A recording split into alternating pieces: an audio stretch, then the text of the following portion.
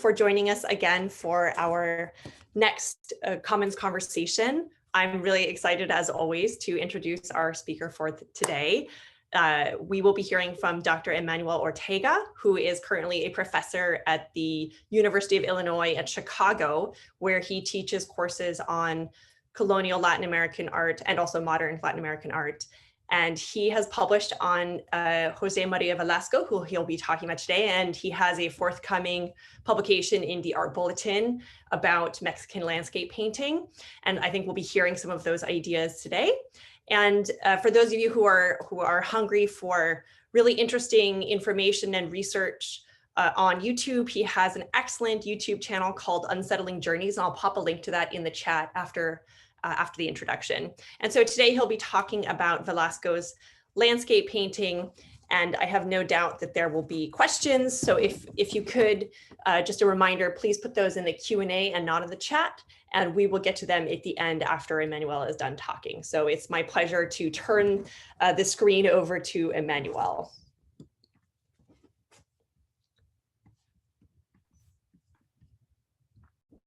Hello, everyone. Thank you so much. Thank you for this invitation. As always, it's an honor to work with Khan Academy, Smarthistory. And today I wanted to talk about José María Velasco.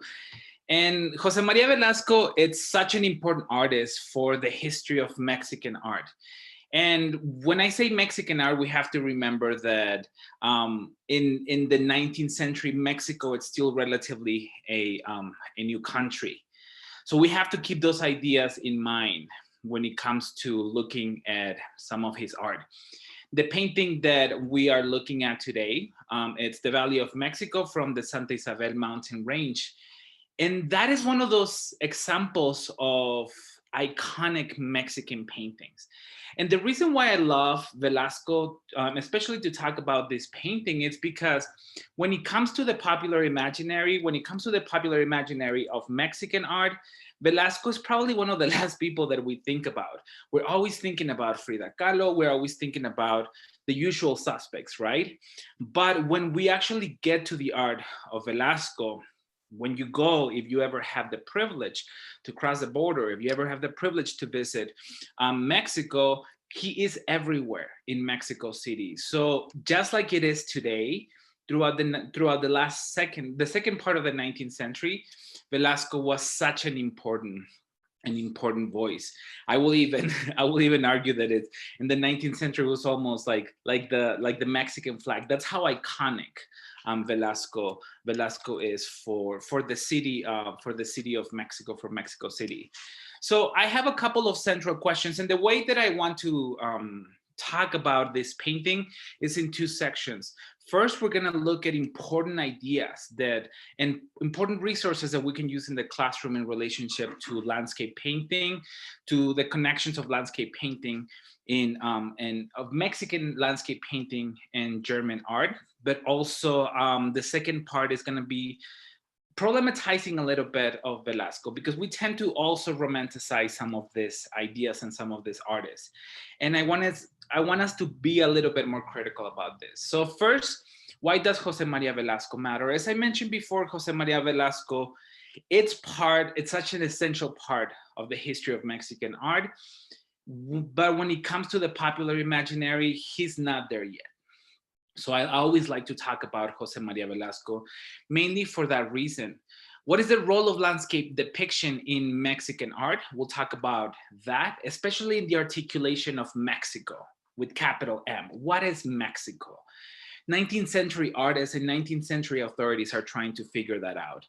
And also, what are the connections to more global artistic conversations? We tend to forget when it comes to Mexican art, and this is from before 1821, before independence, that Mexico has always been central to global conversations about art and art history. So we cannot talk about 17th century painting without referencing Renaissance, Baroque, Mannerism, the same thing with 18th century in Rococo, and the 19th century and more global conversations of Romanticism. So this painting is a perfect anchor to talk about Mexico in a much more nuanced way, as opposed to just ideas and fantasies of some of the art that we are familiar with. So we have that José María Velasco. Again, he's a Mexican artist. He studied in the Academy of San Carlos, which is quite an important school, not only for Mexico, but for all of Latin America. He started under the supervision of Italian artist Eugenio Landesio. And some important pointers to reference in regards to Velasco is to talk a little bit about the history of the Academy of Art, the idea of pure landscape versus national landscape.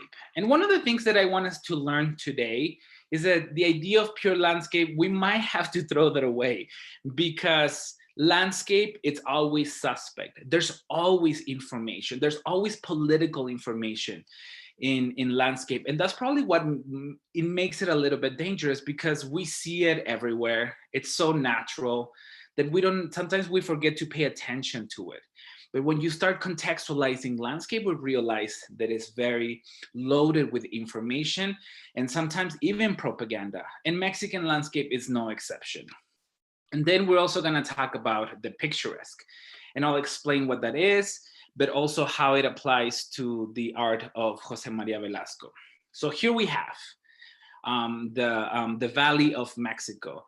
And this is one out of several versions of this painting. He kept coming back to this site and painting and repainting, painting and repainting. But this is the view that captures everybody's imagination. Because once again, even though it looks, in terms of aesthetics, it's a beautiful landscape. When you start deconstructing it, when you start going into all the details, when you look at the volcanoes, when you look at Lake Texcoco, when you look at this like mountain ranges, et cetera, they are connected to ideas of the nation. And especially right now in the late 19th century, where Mexico has a new president, which is going to become a dictator, Porfirio Diaz, and he wants to promote Mexico throughout the world. And these are the type of paintings that Porfirio Diaz exports around the world to show that Mexico is this beautiful landscape, but more importantly, that Mexico is open for business. And we'll talk a little bit more about some of those ideas. So here is a view of the very neoclassical building that became the home of the Art Academy. The Art Academy was founded in Mexico in 1786, the first art academy in all of the Americas. It was established in Mexico. And there was an emphasis on drawing. There was an emphasis on the idea of diseño. There was an emphasis on looking at art in a much more nuanced way. And this is something that has been part of the practice of painting in Mexico, but never in an official capacity like this. Mexico was divided, when I say Mexico before the independence, of course, I'm talking about New Spain, but the official practice of painting was always anchored to guilds, the Guild of Painters, the Guild of Architects, et cetera, So the Guild of Painters does have this grand background, this grand history of making art very similar to what you see in the big centers of art, such as Italy and France and other spaces. And in fact, throughout the 1700s, Mexicans tried to establish their own art academy, but the crown did not allow them to do so. It wasn't until 1786 that that somehow the king was said, okay, you're ready. We're gonna have art academy. And there's a lot of reasons behind that. It's the Enlightenment, and there's a lot of things. But Velasco represents such an important step for the Art Academy because he represents that in the middle of the 19th century. Here's a view of José María Velasco painted with his instructor, Landesio, and you have him with another student, Couto, and they are in plein air. So you can talk about plein air, how artists of the Academy can go out, they are going outside, picturing all of the flora and fauna of Mexico. It's almost like a scientific approach. And there's a long history also in Mexico of this type of approach. Here's a view, for instance, of José María Velasco, the way that he sketches his rocks, He sketches and sketches and sketches, and finally comes back to the studio. And that's why you have this very realistic, naturalistic view of a lot of the landscapes of Velasco. And speaking about scientific approaches, because there's a grand tradition of science and art that is established in Mexico in the late 18th century, you have the Velasco, once again, was no exception. He, for instance, belonged to, joined the Society of Sociedad Mexicana de Historia Natural, or Mexican Society of Natural History, in 1870. To the point that his studies on the axolotl, this amphibian, were so famous that the society named this amphibian, this salamander, after him. And you see the name here in the screen. So he's always his approach is always very scientific, and that gets reflected in a lot of his landscapes. And as I mentioned before, when you look at the landscape of Velasco, it's filled with national details. It's filled with details in relationship to history. So for instance, when you get a closer look to the composition, what you're going to see is that you see these churches. This is actually Tepeyac. This is the hill where the Virgen de Guadalupe in the 1530s appeared to an indigenous now saint, Juan Diego, and the story of the Guadalupe is always anchored to Tepeyac. You also see, for instance, a connection to El Zócalo. You see the towers of the church. You see a little bit of smoke, a reminder that yes, this is a historical space, but we're also talking about industry. We're also talking about the future. So perhaps the train, like your imagination can go wild thinking about sort of the technologies that might have developed that you can see here. And also you see the remains of Lake Texcoco. This is the mythical lake where the Aztecs found this island in which they established their city, Tenochtitlan, which of course today is Mexico City. So you can talk about industry, you can talk about science, and you can even do a whole entire environmental conversation when it comes to Velasco. And I found this wonderful picture of how the view of Mexico City from Santa Isabel looks today. And you see it's wildly changed. So there's a lot of connections that you can do in terms of science. And as I mentioned before, it is important to talk about Romanticism. And even though Romanticism is a period of art history, we think of German art in the late 18th century. In Mexico, it really takes place in the middle. It takes form in the middle of the 19th century. We can talk about the sublime, this idea of being in front of something so grand that your entire being cannot wrap itself around it. And also the idea of the picturesque. And the picturesque comes from William Gilpin. And he talks about how there's like a peculiar kind of beauty that it's agreeable to a picture.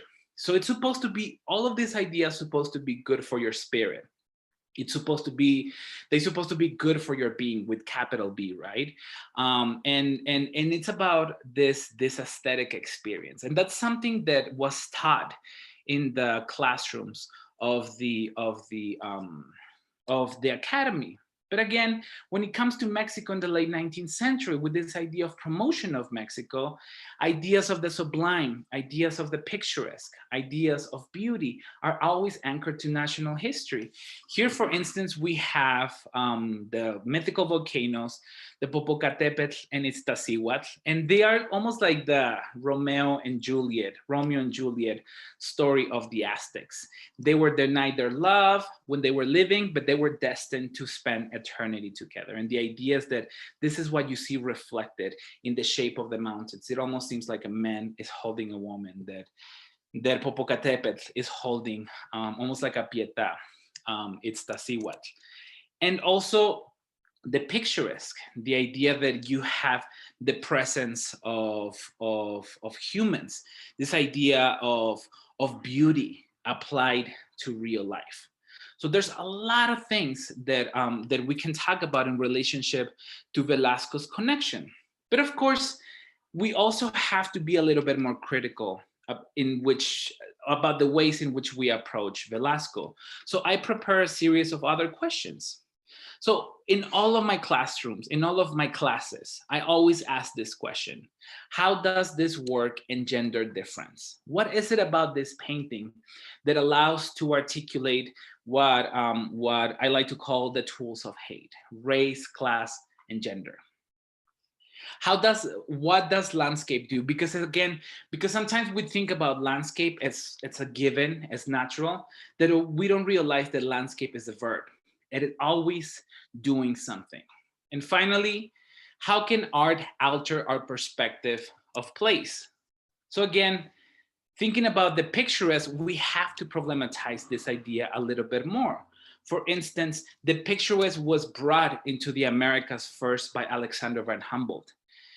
And Alexander van Humboldt is thinking about the picturesque in a different way. For instance, in this picture right here, which comes from his Cordilleras book that he wrote in the early 19th century, you always see the European clothed, the indigenous person naked. You see the European explaining the landscape to the indigenous person. There's all these ideas about difference. And this approach to the picturesque, which to a certain degree, it's the opposite of what we see in German Romanticism. It's the opposite to this idea that when you are in the picture plane, when you are in front of a landscape, you're supposed to be getting some of those God-given qualities from the landscape to feed your soul. But however, when you put these two approaches to the picture, is the way that Alexander van Humboldt is doing it, the way that the Mexican artists are doing it, in contrast to the way that the German artists are doing it, you see that it's completely different. For example, in the picture of Frederick David, we see this ontological exercise, this philosophical exercise. And with Velasco, we don't get that. Instead, we almost see that indigenous people are a way to anchor some of these ideas, some of this history, some of this legacy to the past. So indigenous people represent that. They represent the idea of Mexico being in the past, even though we have those traces of technology. Again, we have to keep in mind that this is the way that the government of Mexico wants to present Mexico to in international ways. And this is what Sharon Holland, in her wonderful book called The Erotic Life of Racism, will deem this as people occupying space. And if we go back, for instance, to this image, we realize that indigenous people in the picturesque, in the European picturesque, in the Americas, they're always occupying space, while Europeans are occupying time. What does that mean? That they have the capacities to understand history and they have a vision towards the future. But again, when it comes to indigenous people, they're always passively occupying space. So then again, as I mentioned before, while we have all of these connections to more global ideas about art, about landscape, when we start thinking about some of these conventions of landscape that were created in Europe, by the time they come to the Americas, they function in a very, very different way. And as I mentioned, landscape is a verb. For that reason, you have that the government of Mexico is promoting this type of paintings throughout the world. Here we have a view of the way that some of these paintings and some of these ideas are presented in an international realm. Here we have a picture from the Chicago's World Fair, and this was the pavilion of Mexico. And Mexico was articulated not only through its technology, but also was articulated through its landscape. So when I think about the vegetation of Mexico in Velasco's paintings, when I think about the scientific approach to nature, I always think about politics. I always think about how not only is Velasco showing a different view of Mexico, because at this point, and as a result of the traveler artists that kept coming back to Mexico, especially after Mexico was opened to the public in 1821, they kept rendering Mexico as stuck in the past. they kept rendering indigenous people as being once again stuck in the past. So Mexico wanted to change that perspective, but that is the interesting thing, that while they try to change this perspective about Mexico, they keep placing Mexico in this almost like liminal stance between being in the past and being in the future. So I wanted to leave you with some conclusions about Velasco and about landscape. Landscape, once again, is a verb. It's something that creates, it's active. It's something that is always creating meaning. Landscape evolves. Here, for instance, we have a picture of one of those famous movies from the 1940s. This is Pueblerina, directed by El Indio Fernandez, and it was photographed by Gabriel Figueroa. And Gabriel Figueroa is looking at the landscapes of Velasco and using them to articulate ideas of mestizaje, ideas of Mexico, but now anchored more to the 20th century. And we also have to approach the picturesque, especially when we think about the picturesque in Mexico. We have to think about it as a distortion of space. So I hope that with this mini lecture on Velasco, we see the importance of this artist, especially making bigger connections when it comes to landscape and when it comes to Mexican art, connections with more global conversations, but also an opportunity to be critical about some of these ideas. Thank you very much. I love that you end with the axolotl. Well, thank you so much for that. That was actually wonderful, as I expected. And I feel like I learned a lot of ways that I need to even rethink Velasco. I want to invite people to ask questions in the Q&A, but I thought I would start with one, if that's okay. I wonder if when you are teaching this in the classroom, do you ever have students that, I mean, I guess what I'm getting at is, what are the reactions that you get from students when they are presented with, you know, Velasco, many of whom have probably maybe never even heard of Velasco, but when you're kind of contextualizing it within the broader, you know, tradition of landscape painting, do students, are they surprised? Are they horrified? You know, what happens? It's both. One of the things is that, as I mentioned in the beginning of the lecture, we have this very specific fantasies about what Mexican art represents. So when I present them with certain colonial objects, when I present them with Velasco, they have to recalibrate their thinking, and they have to really place Mexico in a different perspective. But that's precisely what I do, what I did today. It's because that's how I do it in the classroom. I talk about the importance of Velasco, but then I also problematize it. And when I mention this idea of space versus time, it all clicks. They all of a sudden see that everywhere. They not only adopted to the way that they think about landscape and they think about art, but then they start thinking about it in how they see it in television and how they see it in movies, et cetera, et cetera. And to think about Mexico in this much more global context, it's super, super, super important, especially in political climates in what we live today. So I never shy away from being critical, but I also give credit where credit is due. And I think Velasco is such an important person to begin these conversations. I 100% agree. Well, we have a couple good questions, further questions. So can you expand a bit on what we mean by the picturesque, the definition of picturesque in Europe, and how that functions for Velasco? Yes, I could have done the whole lecture just on the picturesque. The picturesque is one of those words like the Baroque. It means everything, and everybody has created its own meaning, right? So the picturesque begin to define ideas of traveling in Europe, especially during the Enlightenment. And we have to think about Romanticism, we have to think about the sublime, we have to think about the picturesque as not only landscape conventions or pictorial conventions, but ways in which our feelings, our senses get articulated in the Enlightenment in a more scientific way. So a lot of these ideas of the awe, of being impressed by the grandeur of a landscape, were articulated through a belief in the church and God.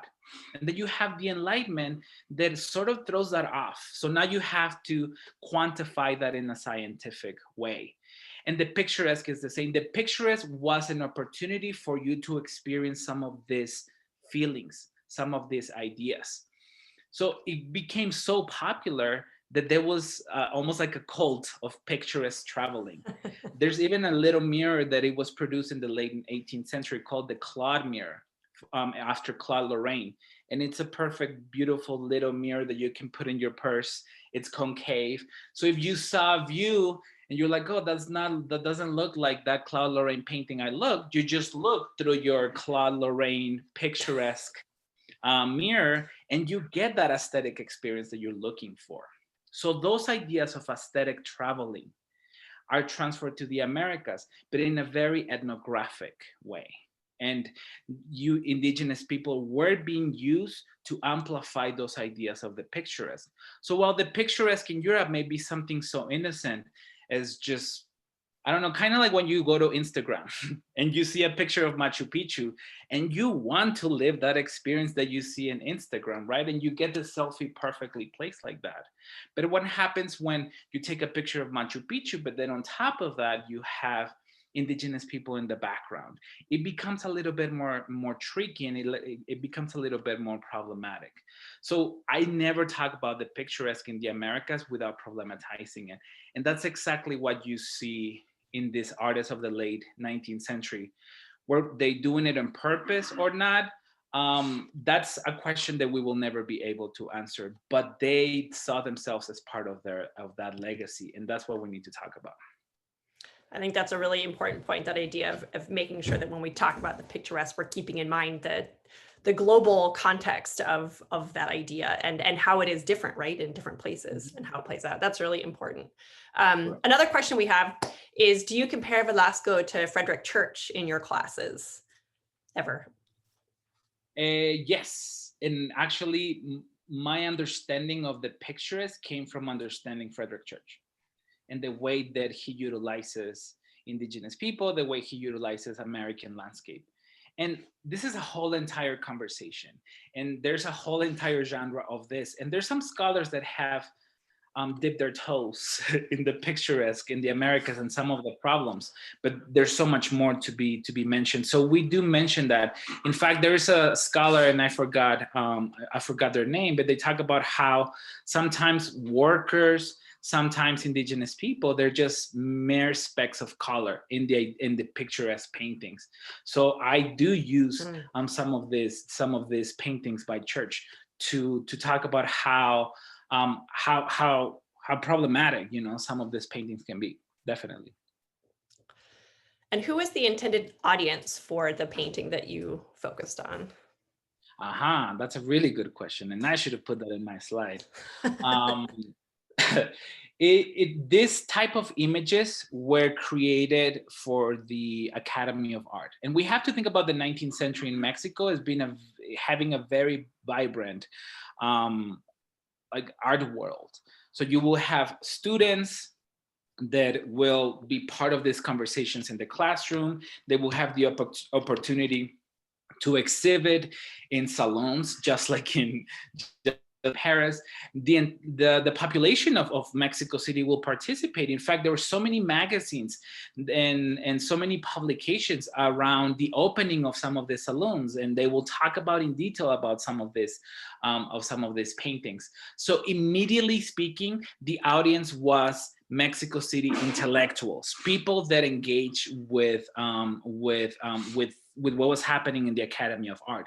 But when it comes to Velasco, the most important audience was the international audience. They sent his paintings to Paris, they sent his paintings to Philadelphia, they sent his paintings to expos in Chicago, like I showed you.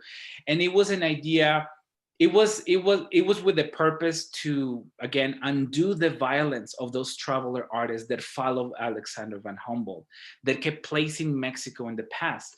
And Porfirio Diaz, this president, knew this. In fact, he had a group of intellectuals. He called them los científicos, or the scientists. And the scientists were in charge of creating cartography, creating scientific treatises and painting and all kinds of different things to show that Mexico was part of this global conversations, not only about art, but also about science. So Velasco becomes such an important point of entry in dismantling, but also reinforcing some of these fantasies about what Mexico represented. And that continued. That's why I showed the last picture with the 1940 cinema, because then the technologies evolved, right? So now the picturesque, now landscape, now this type of ideas of Mexico being part of more global conversations, they were articulated through cinema. So for example, Mexico put a lot of money into showing those images in Cannes Festival, Venice Festival, Film Festival, Berlin. So that continues. And today you just think about world art fairs. So the conversation has always been very similar. It's just the culture changes a little bit, the technologies change a little bit. And to me, that's the most important audience, because that's the audience that potentially is going to come back to Mexico and invest in Mexico or exploit Mexico. That's a really good point. It's like the social life of Velasco, like the frame of Velasco as it continues on. I really like that. Well, we have one last question. Thank you so much for everything so far.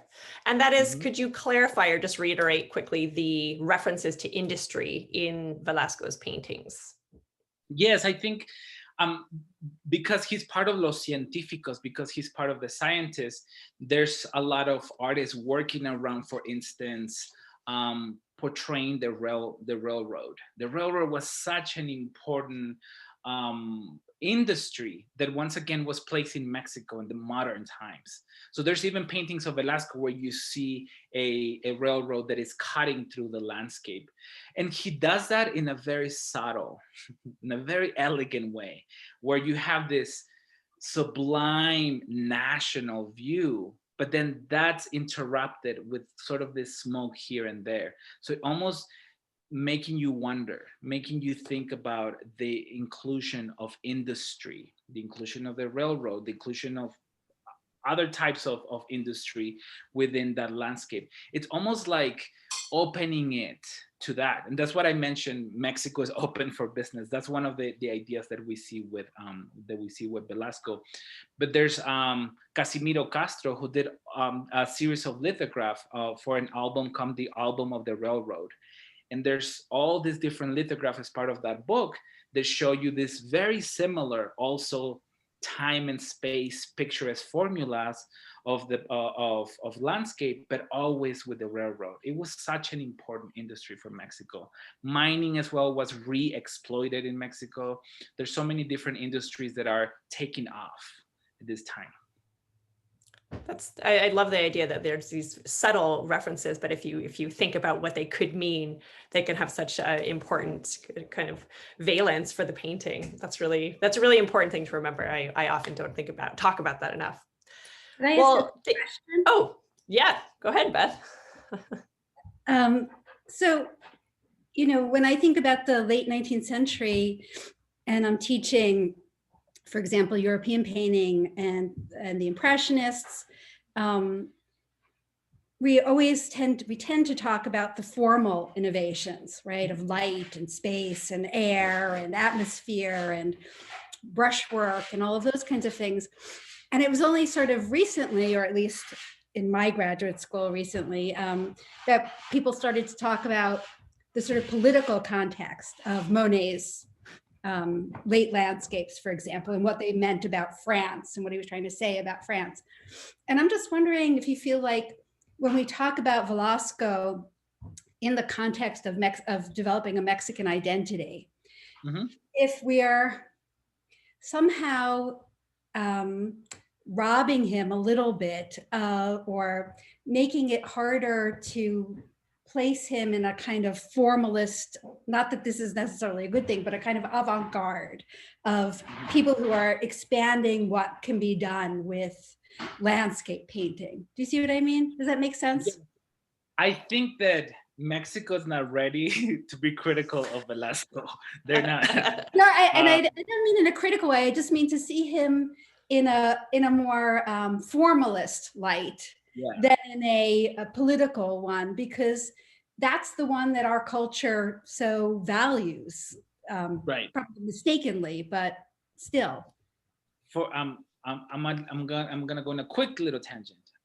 When I teach my 100 classes, I articulate everything according to myths. The myth of the artist, the myth of art, the myth of this, the myth of the museum. That's the first part of the semester. They get all discombobulated. And then we come back and then we talk about why we need art, why we need museums, why we need artists, because we always have. And we always have this need to express ourselves. I do that as an approach to all of my analysis of art. So I think I cannot rob Velasco from its formal elements. We were just talking about this, when I saw Velasco for the first time, I had a little bit of a sublime moment too. I could see the brush strokes, and I really was engaging with all of these ideas that you cannot divorce. There's a mastery to the way that he approaches the picture plane that you cannot deny. However, if you start and finish there, then you're participating in some of the violences of some of these conventions. So it's important to say, this is wonderful, this is great, this is beautiful, but also we have to think about this, we have to think about that. So I never do one or the other, because just doing one, it's a big disservice to the role that Velasco plays even today for us Mexicans. Because again, we don't think about Velasco. We think about Frida Kahlo, we think about Diego Rivera, and a couple of other artists. So not doing that work, it's a disservice. But also doing just that can be a little bit tricky. Thank you, Beth. Well, thank you so much. I was just going to call you Velasco. Thank you so much, Emmanuel, for this really wonderful webinar. And I imagine that people have lots of ideas and tips for how they can talk about him in a I think, a more complex fashion, but also probably a more responsible fashion. So thank you so much. And if people have questions, please feel free to continue the conversation on the Smart History Commons Facebook group. So for now, we'll say goodbye. Thank you so much, everybody. A pleasure.